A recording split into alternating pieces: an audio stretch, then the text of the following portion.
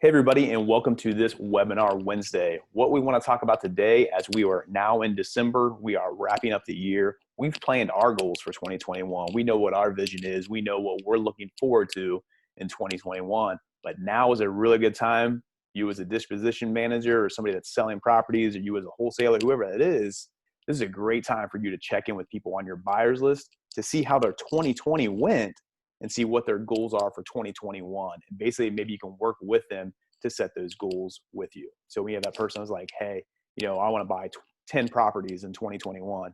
You're like, okay, you can put that in your sites. You can figure out what's your regularity. Do you want to buy them, as many as you can, like at the beginning, or you want to space them out? What does that look like? You can get in your head of like, okay, I need to try to get this person this many properties. If they want to buy 10, hopefully they can buy at least 4 or 6 of them off me or whatever that may be, that type of thing. So checking in with your buyers now is a great time to do that. So Randy, as you were looking at this time of year for us, and what you're doing in your role, working with all of our buyers and things like that, how are you going about checking in with your buyers, making sure that they're happy with what happened in 2021, see where they maybe fell short, but then also what's going on in 2021 and what looking forward? Yeah, it's kind of one of my favorite things to do. I used to kind of dread doing this because, kind of going back and like I guess I started out with asking kind of the people I've done the most business with, like, hey, like, how was it working with me, right? And I used to not like to do that because you're afraid that they're going to say something like, "Oh man, it was horrible working with you," but it never happens. But you're just kind of bracing yourself for some constructive criticism, right? Well, that's kind of what I do. I initially just reach out to my top buyers, I guess people who have done the most business with us throughout the year, and just kind of recap like, hey, you bought these 5 homes. How are these performing for you? If it was a flip, was it a good sale? Did you kind of make your margins you're expecting to? Kind of what went wrong, what went great?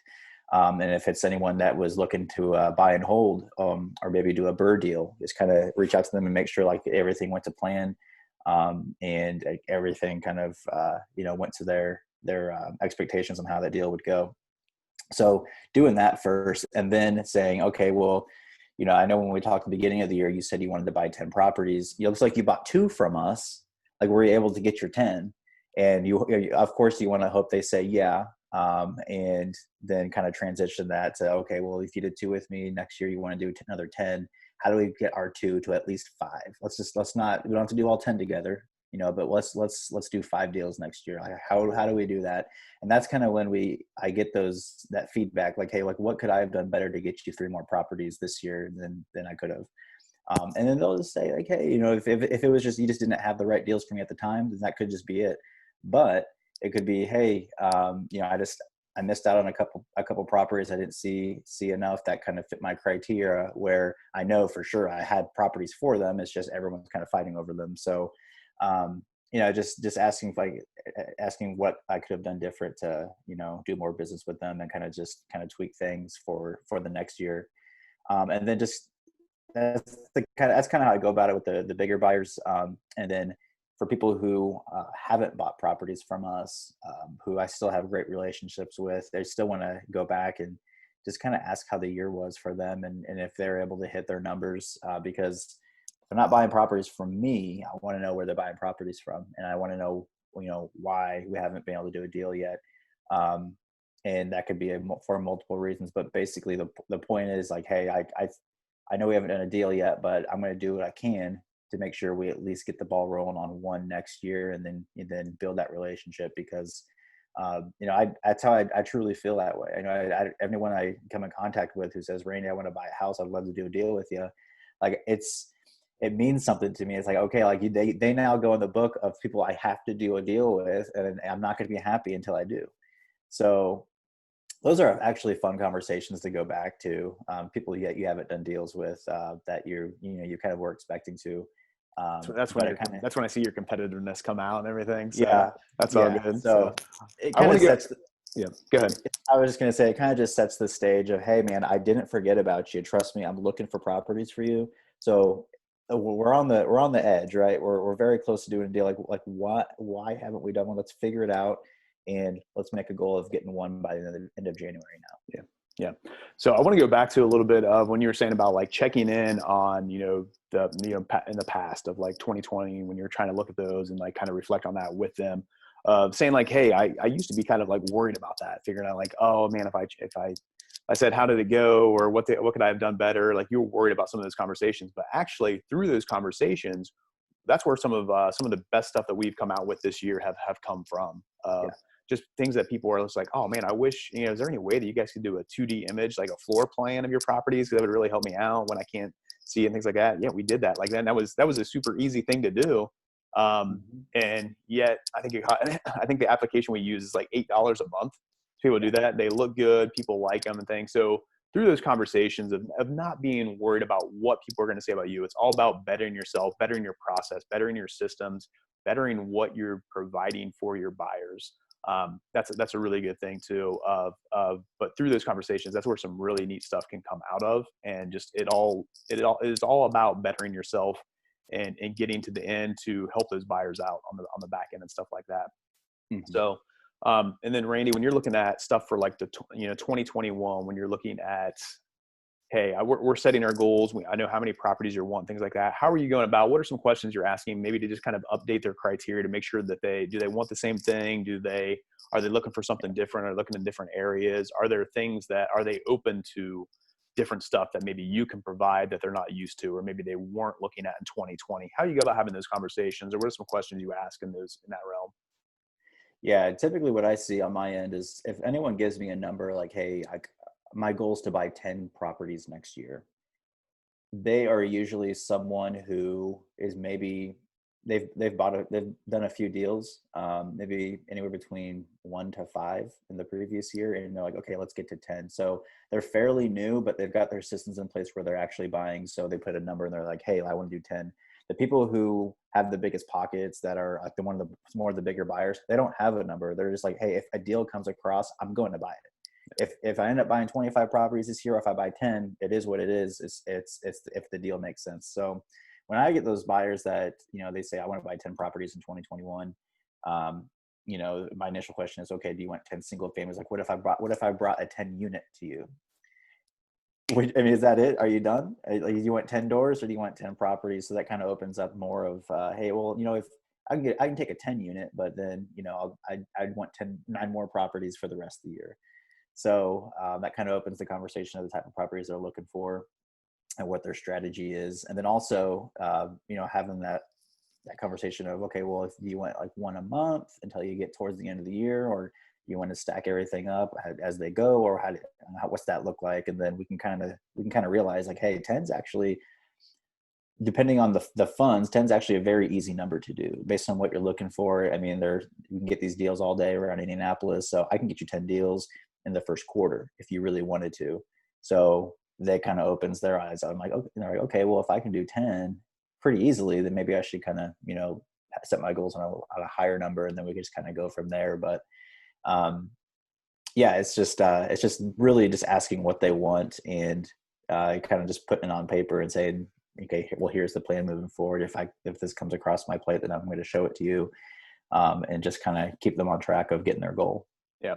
So let's go back a little bit to something of, one of the questions, people might reach out to us and say something like that. Yeah, Brian, you guys operate like a high volume business. When we're doing 25 properties a month, 30 properties a month, that's a little different story. What if you are maybe getting 1 or 2 properties or 3 properties under contract a month, but you're working with your buyers, or, wanting to buy 10 properties or 50 properties or whatever the number is and things like that.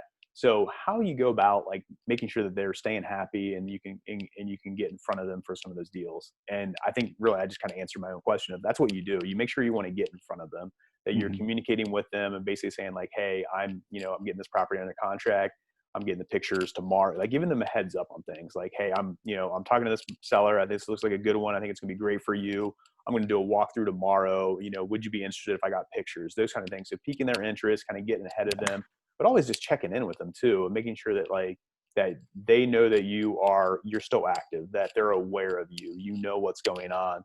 So maybe you're not getting contracts in regularly, like on a regular basis. You're still grinding. You're still, in that perseverance phase of your business, which is awesome. that's what it comes into of like, hey, I don't have anything right now, but I'm looking to do this. This is what I've sent out these marketing pieces in these areas. So just giving them a heads up on what you're doing and keeping them like in the know on what's going on with you, I think it's one of the keys and one of the things that can help somebody out a lot if you're in that position. So Yeah. Randy, if you think about that, if somebody that's kind of in that spot of, hey, I'm not doing a high volume right now. I will be in the future and stuff like that. But right now I'm in that perseverance phase. I'm grinding it out and stuff like that. So what are the things they can do to reach out to their buyers to like make sure that they're just aware, their buyers are aware of them, they're in the know and those types of things? Yeah, I think one thing that, I mean, we've kind of told our buyers as well is, hey, if you're buying houses from other wholesalers, like after you buy them, send me the property that you bought so I could see what you're buying. I think doing that just kind of shows like, hey, I'm willing to, take that extra step and do my own research on my end to figure out exactly what you're buying. So, I mean, it doesn't really get better than that. I mean, someone can give you a criteria, or someone can say, hey, this is a house I just bought. You can kind of see where it was located, how much work it needed, how much they paid for it. And that's golden. I mean, that's even better than someone saying like, hey, this is what I would buy. It's like, hey, Yeah. this is what I bought. So just having the conversation, and just, if you don't have a lot of properties coming in a month, say, hey, if you buy a couple properties this month, will you mind just sharing me, just send it over so I can take a look at it, just kind of get a better idea of what you're buying. It's going to help me out. Then I'm going to know more, I have a better idea of more of what you want, and I can bring deals your way as I come across them, or as I'm setting up appointments, I can maybe kind of line it up and have a quicker sale that way. Yeah. So then another step that also is like, if you do send a property over and it's not something they want, or it's, it doesn't fit their criteria, whatever it is, I always love to ask that question of like, tell me why not, so I think that's just as important, this than anything in life in general, is knowing why. It's also important to know why not. So you send a Mm-hmm. property over and they pass on, you don't hear from them or whatever. I love having that conversation, just reaching back out of like, hey, I thought this property would be good for you. Can you tell me why you didn't like it or what it is? Maybe it's just that maybe it was a perfect property for them, but they didn't have the funds at that moment. Yeah. Maybe it's a perfect property for them, but it was just like, if it was just in a different area, maybe they needed one more bedroom, one more, those types of things. Figure out why they didn't necessarily like the problem or like the property, and why they didn't move on it. Versus, sometimes that when they want it, it's just like, oh, okay, that was easy. I don't really know why. But, when you have that situation where they don't want something, do you know why they don't want it? And I think that's Yeah. some great things to know about your buyers and what's going on. So, all right, Mm-hmm. Randy, as you are moving into 2021, what are some of the goals that you have set for your buyers, and how you put that out there of like, hey, when I'm working on these buyers and I'm setting the goals with them, what's that one kind of last little tip of just like, hey, this is one thing I want to make sure that they know about me. I want to make sure that they know about what we're going to do in 2021. What do you got going on, man? Yeah, I think, every year it's just like, hey, how can I get better? So like my goal next year is like, I don't want to hear from any of my buyers, saying like, hey, I haven't heard from you. I haven't seen your emails in a while. Like, I want to make sure like my follow up and my, my contacts with, a lot of our buyers are top notch enough that, maybe it's the other way around. Like, hey, I haven't heard from you. I haven't seen your email come through. I haven't seen your text. So, I think that should be the goal every year, is just kind of get better at communication, because it's all relationship business. And the more you're talking to your buyers, the more business you will do with them. It's a fact. Anyone can argue it with me, but I'll win. Awesome stuff. Awesome stuff. So make sure that you are checking in with your buyers on how their 2020 went, how they're doing, any ways that you can improve on, but then take a look at their 2021 as well. Set those goals with them, as well as you setting goals for yourself of what you want to do. Don't wait till January. Don't wait till into next year to set your goals. Your goals should be starting to be set here in December, ready to go for next year. Know what that vision is, know what your purpose is, make sure that's carried through for what you're going to do next year. Make sure you're going along with your buyers in that journey. So take care, guys.